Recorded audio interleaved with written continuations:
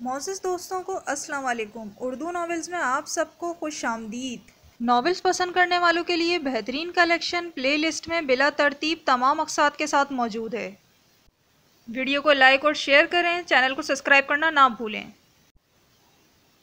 रमज़ान खान पर पीनू के माँ के आंसुओं ने कुछ असर किया और ना ही बद्दुआओं ने डराया, बल्कि रमज़ान खान रमज़ान का महीना शुरू होने से पहले ही पीनू का काम तमाम करना चाहता था और चंद दिन बाद ही रमज़ान का चांद ठहरना था। गांव के लोग आमतौर पर मस्जिदों का रुख कम ही करते थे, लेकिन रमज़ान के महीने में सारी नमाजें मस्जिद में पढ़ने की कोशिश करते, वरना तो मस्जिद में सिर्फ अजान दी जाती थी और वो भी जुम्मे के दिन। रमज़ान के महीने में रोज़े रखे जाते और इमाम ने मस्जिद का भी एहतमाम किया जाता। मस्जिद के हदूदो अराब कुछ यूँ था कि मस्जिद के इर्द गिर्द खेत थे और थोड़ा ही फासले पर आम के बागात थे। मस्जिद के बाएं तरफ गांव की बस्ती थी और मस्जिद के साथ ही एक पुराना और बड़ा सारा कुआं था जो खेतों को सैराब करता था। ये छोटी सी मस्जिद कच्ची ईंटों और गारे से बनी हुई थी और इसकी चार दीवारी इस गांव के तर्ज तामीर के मुताबिक दो दो फिट की थी और नमाजियों के लिए बिछाई गई सफ़ेद खजूर के पत्तों से बनाई गई थी, जो कि जगह जगह से फटी हुई के सबब अपनी उम्र का पता बताती थीं। मस्जिद के अंदर चंद सिफतें थीं जो जिन पर सिपारे और चंद शहीद शुदा राख पर मबनी कुरान पाक बहुत से कपड़ों में लिपटे हुए थे। गांव के लोग कम ही जानते कि इसमें क्या लिखा है और जो इनको बताया जाता वो या तो नाकाफ़ी होता या फिर ज़्यादातर मनगढ़ंत होता। मस्जिद का इमाम सरदार की पसंद का ही लाया जाता, जो कि सिर्फ रमज़ान के महीने में ही आता। गांव के बच्चे कुरान पाक पढ़ने के लिए एक नाबीना औरत के पास जाते जिसके बचपन में कुरान हिफ्ज़ किया था।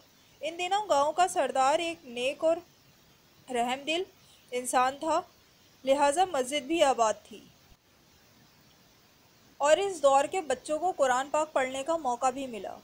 बाद में बीमार होने पर इसके बेटे ने सरदारी के लालच में आकर अपने बाप को शहद में छिपकली का जहर मिलाकर खिलाया और यूं सरदार के इस दुनिया से जाने के साथ साथ ही इस गांव की मस्जिद में कुरान पढ़ाती बच्चों की आवाज़ें भी बंद हो गईं। लेकिन रमज़ान के महीने में कोई कुव्वत थी जो लोग मस्जिद का रुख करते। सख्त से सख्त लोगों के भी रोज़े रखने ही दिल नरम पड़ जाते और सरदार का हुक्म था कि पीनू की ज़िंदगी का सफाया इससे पहले ही फाड़ दिया जाए। और वैसे भी इस दफ़ा इसने कारोकारी की सज़ा ऐसी मुंतखब की थी जो पुरानी तमाम सज़ाओं से ज़रा मुख्तलिफ थी। तमाम तैयारियां मुकम्मल थीं और तमाम चालें भी।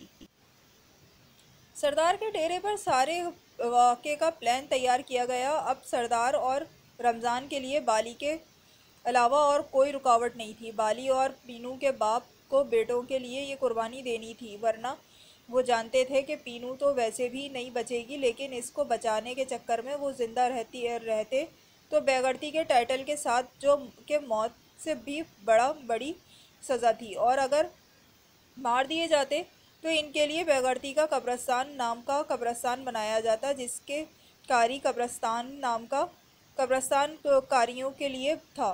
और ये वो जानते थे कि कारियों के कब्रस्तान में वीराना होता है जहाँ सिर्फ आवारा कुत्ते रहते हैं और गांव की फसला फेंका कर जाता है और खुद को वहाँ पाने का एहसास ही इनके रोंगटे खड़े कर देता। और फिर पीनू की मोहब्बत ऐसी एहसास के साथ ही दम तोड़ जाती, लिहाजा बहुत ही राजदारी के साथ प्लान तरतीब दिया गया और रात के पिछले पहर पीनू को उठाना था। अल्लाह वसाया और रुस्तम को गैरत के जज्बे को ज़िंदा रखने के लिए ज़बरदस्ती इसमें शामिल किया गया, वरना तो सरदार के पास बेगरती और बहादुर नौजवानों की कमी नहीं थी जिनके कारियों को ज़िबा करने होते ना तो हाथ कांपते थे और ना ही दिल पक, बल्कि पग बढ़ने से कद में इजाफा होता और गर्दन ऊंची होने की से छाती और चौड़ी होती। हाँ भाई, कौन कौन तमाम करेगा कारी का पता है ना सबको। सरदार ने मूँछों को ताव देते हुए रमज़ान की तरफ देखा। हाँ साईं बड़ा, मेरे साथ अल्लाह वसाया पीनू का जेठ रुस्तम पीनू का भाई, नवाज रमज़ान का भतीजा है, और कुछ दूसरे लड़के हैं जो बाली को कंट्रोल करेंगे। अल्लाह साईं करेगा तो ये फ़र्ज़ आज रात पूरा अदा कर देंगे। रमज़ान ने सरदार को अपने प्लान से आगाह किया। खुदम तुम पुलिसियों की फिक्र ना करना, इधर सारी तैयारी हो गई है। जब गवाही कोई नहीं देगा तो केस वैसे ही ख़त्म हो जाएगा, और इज्जत के नाम पर कत्ल की तो सज़ा ही कोई नहीं। सरदार ने रुस्तम और रब नवाज के घेरे हुए चेहरे पर देखकर अपनी इतला वहां पहुंचाई। साईं बड़ा, हमारी रगों में खून नहीं गैरत दौड़ती है, और ये जेल वेल हमारे इरादों को क्या डराएंगे। बड़ा साईं, हम मिटेंगे मगर आप पर हौफ नहीं आने देंगे। रमज़ान ने सरदार की तरफ झुककर अपना हाथ सीने पर रखते हुए अदब से कहा। चांद अपने इख्तितामी दिनों के करीब था, इसलिए चारों तरफ अंधेरा था। हल्की सी सितारों की रोशनी थी जिससे खेतों में मौजूद गड़ियों का पता चलता। इधर इर्द गिर्द अजीब सी खामोशी थी, दिलों को हिला देने वाली रात थी। फिजा में एक नामालूम सा दर्द था, एक वहशत थी। सहन में बिछी चारपाइयों पर मौजूद जिस्मों में मौजूद दिल रो रहे थे, आंखें वीरान थी। पीनू का बाप आसमान पर मौजूद सितारों की खुदा से खामोश गिला कर रहा था, और सामने बैठी पीनू की माँ जो आसमान की तरफ हाथ उठाए जाने किस उम्मीद पर अपनी बेटी के जिंदगी की दुआ कर रही थी। और पीनू का बदनसीब बाप इसको ये नहीं बता सकता था कि आज की इस अंधेरी रात में तुम्हारी बेटी को हमेशा के लिए इस रात की कारी चादर पहना दी जाएगी, और इसकी ज़िंदगी की रोशनी को कारी रात के हवाले कर दिया जाएगा। पहले इसके नाम को पीनू से कारी में बदला गया, और आज इस कारी रात में इसके चेहरे को काला किया जाएगा, और इसकी रूह को इसके जिस्म से खींच लिया जाएगा। पीनू के बाप के दिल पर गिरते आंसू अब आंसुओं से बह रहे थे, और दिल की शिद्दत बता रही थी कि ये आंसू खून के हैं। आज मालिकुल मौत फरिश्ते नहीं इंसान थे, और इंसान भी वो जो बेरहम, जो शैतानों की दुनिया में अपने कारनामों में फ़िरौन की लिस्ट में थे।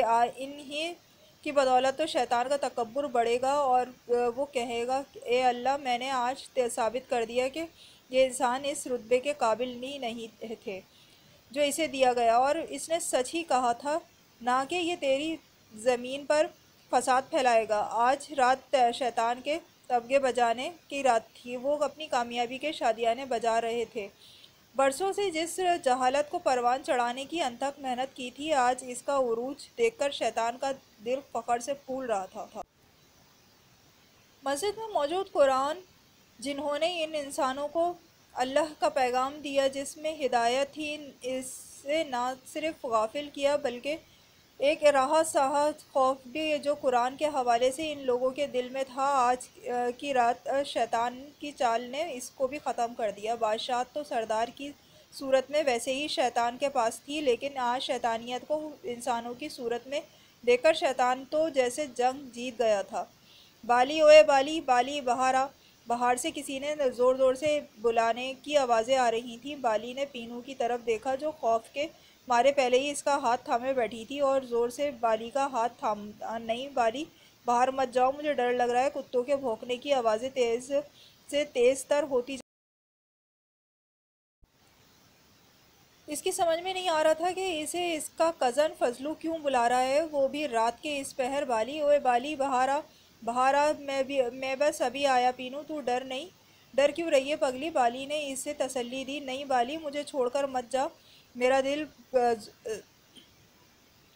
देख ज़ोर ज़ोर से धड़क रहा है। पीनू ने बाली का हाथ अपने सीने पर रखते हुए रोते हुए कहा। बाली, फजलू मुसलसल आवाज़ें दे रहा है। बाली ने इसका हाथ अपने हाथ में लेकर थपथपाया, और फिर इसके हाथ को बोसा देते हुए कहा, पीनू, मैं बस फजलू की बात सुनकर आ रहा हूँ। बाली बाहर की तरफ बढ़ा। कुत्तों के भौंकने की आवाज़ें इस अंधेरी रात की वहशत को और बढ़ा रही थीं, और पीनू घुटनों में सर दिए एक अनजाने खौफ से काँप रही थी। क्या हुआ फजलू, क्यों शोर मचा रहे हो? ओए, तुम्हारी भैंस चोर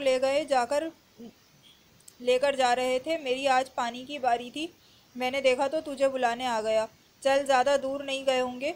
जब तक बाली का बाप भी बाहर आ गया। फजलू की बात कर इसने बाली को चोरों के पीछे जाने को कहा। बाली, अल्लाह वसाया, या साथ वाले गांव में शादी में गया हुआ है। पुत्र तू ही भाग जा देख। बाली के बाप ने मिन्नत की। अच्छा, किस तरफ को गए हैं वो भैंस चोर? फजलू ने दूर गन्ने के खेतों के इस पार टॉर्च देकर इशारा किया। बाली के पास वक्त नहीं था। वो तेजी से गन्ने के खेतों की जानिब भागा। फजलू की रफ्तार इसकी निस्बत कम थी। गन्ने के खेतों को पार करके वो चारों के खेत तक आ पहुंचा, जहां दूर दूर तक अंधेरा था। इसने टॉर्च से अंधेरे में रोशनी की लकीर डाली। इर्द गिर्द देखा, दूर दूर तक कुछ नजर न आया।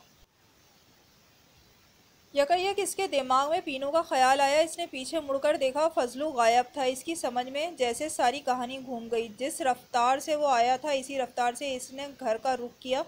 वो रो रहा था। अब इसे समझ में आ रहा था इसको क्यों पिछले सहन में इसके बाप ने सोने के लिए कहा। भागते भागते अंधेरे में गन्ने के खेत से गुजरते हुए ना जाने कितने गन्ने के तेज और नोकीले पत्ते इसके जिस्म से टकराते रहे। इसका चेहरा जख्मी हो गया था, लेकिन वो बराबर भाग रहा था और रास्ता था कि ख़त्म होने का नाम नहीं ले रहा था। घर पहुंचते ही वो ये देखकर और दुखी और परेशान हो गया कि वहाँ ना चारपाई थी और ना ही पीनू। इसने ज़ोर ज़ोर से पीनू को आवाज़ें दी और बाहर की तरफ भागा। इसका दिमाग माउफ हो गया था। इसे समझ नहीं आ रहा था कि वो किस तरफ जाए।